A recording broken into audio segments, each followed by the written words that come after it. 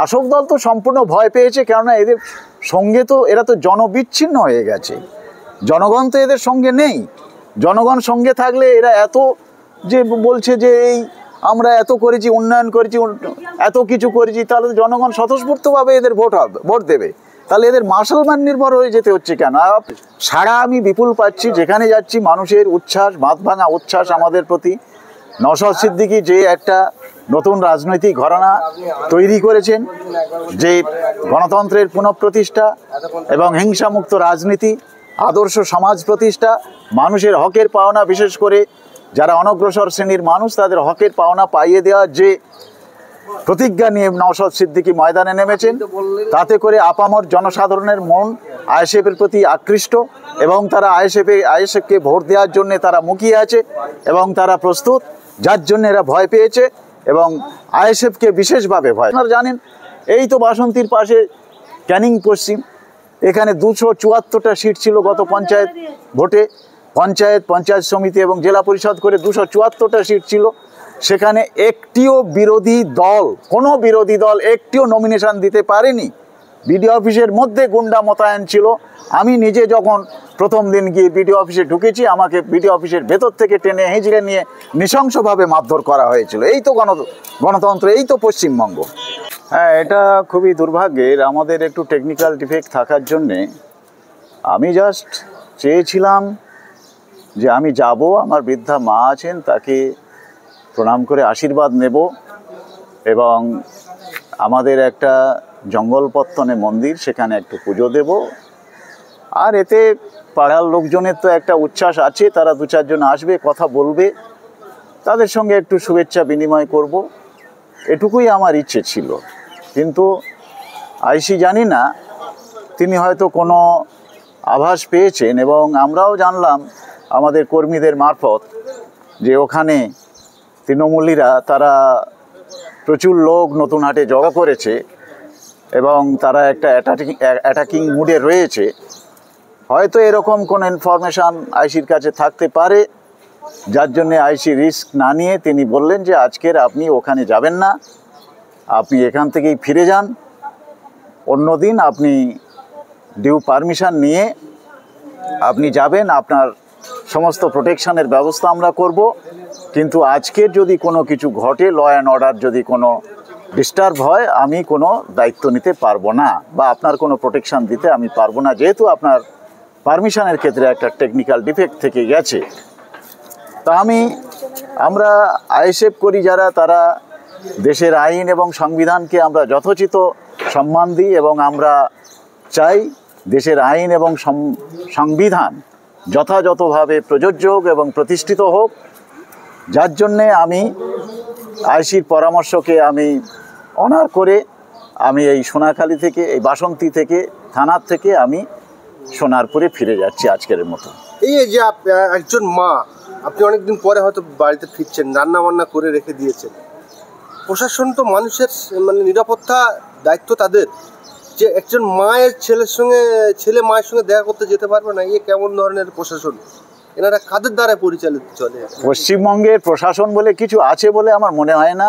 আমার কেন, পশ্চিমবঙ্গের আপামর জনসাধারণের তারা জানে যে প্রশাসন বলে কিছু আছে বলে অন্তত পশ্চিমবঙ্গবাসী মনে করতে পারছে না।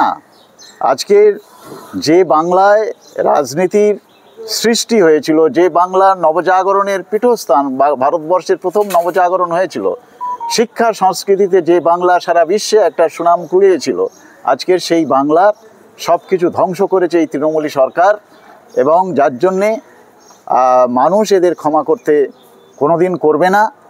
আর আজকের এই যে মানে শাসক দলের ছত্রছায়া থেকে আপনি যে বললেন শেখ শাহজাহান, এরা কোন জায়গায় চলে গেছে? যে রাত দুপুরে ঘরের মেয়েদের এবং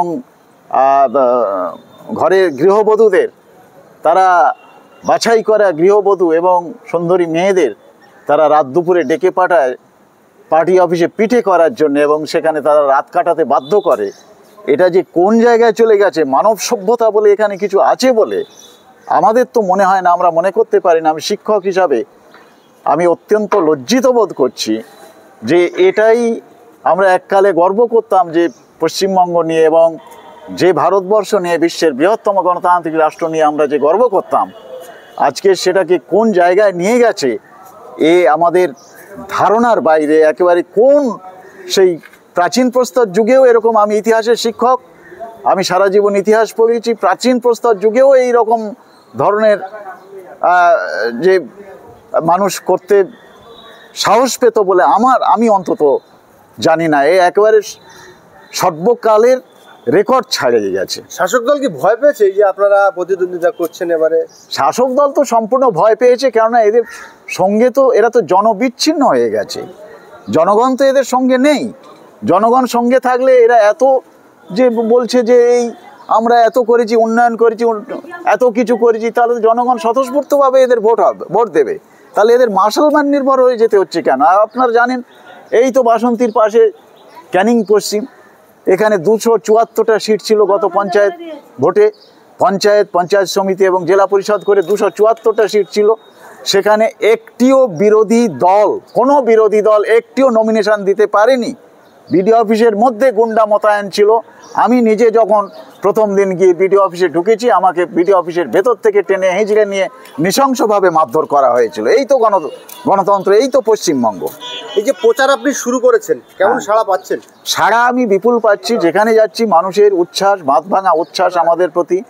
নওশাদ সিদ্দিকী যে একটা নতুন রাজনৈতিক ঘরানা তৈরি করেছেন, যে গণতন্ত্রের পুনঃপ্রতিষ্ঠা এবং হিংসামুক্ত রাজনীতি, আদর্শ সমাজ প্রতিষ্ঠা, মানুষের হকের পাওনা, বিশেষ করে যারা অনগ্রসর শ্রেণীর মানুষ তাদের হকের পাওনা পাইয়ে দেওয়ার যে প্রতিজ্ঞা নিয়ে নওশাদ সিদ্দিকী ময়দানে নেমেছেন, তাতে করে আপামর জনসাধারণের মন আইএসএফের প্রতি আকৃষ্ট এবং তারা আইএসএফকে ভোট দেওয়ার জন্য তারা মুখিয়ে আছে এবং তারা প্রস্তুত, যার জন্য এরা ভয় পেয়েছে এবং আইএসএফকে বিশেষভাবে ভয় পেয়েছে। এই যে আমরা দেখলাম 2009 থেকে এই জয়নগর লোকসভা কেন্দ্রটা কার্যত তৃণমূলের দখলে আছে। তরুণ মণ্ডল প্রথম জিতেছিল এসোসিয়েট, তারপরে তরুণ মণ্ডলের পরে প্রতিমা মণ্ডল দুবারের এমপি এই জায়গার সংসদ, পরপর দু জায়গায় বেশ ভালো মার্জিনে জিতেছে। তাহলে কি এরা এইভাবেই মানুষকে ধমকে চমকে ভয় দেখেই 3বার জয়ী হয়েছে বলে আপনার ধারণা? একেবারে সঠিক ধারণা আপনাদের। ভোট হলে এদের মানুষ এদের নেবে না, এরা সেটা জানে। তাই এরা মাসল পাওয়ারকে নির্ভর করে এরা ভোটগুলো লুট করতে ব্যস্ত।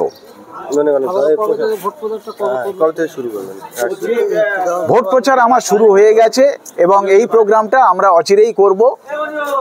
আগামী শনিবারের মধ্যে এই প্রোগ্রামটা আমরা করব, এটুকু আমাদের, এবং ডিউ পারমিশন নিয়ে করব। এবং আইসি বলেছেন যে আপনাকে যথাযথ প্রোটেকশনের ব্যবস্থা আমি করব, সেটা আমরা ওই দিনেই দেখব। এই যে আজকে করতে পারেননি র্যালিটা, গত শনিবার ফের কি এই র্যালি করবেন? হ্যাঁ, আগামী শনিবার আমাদের এই র্যালিটা করার একটা ইচ্ছে আছে। বলুন দাদা।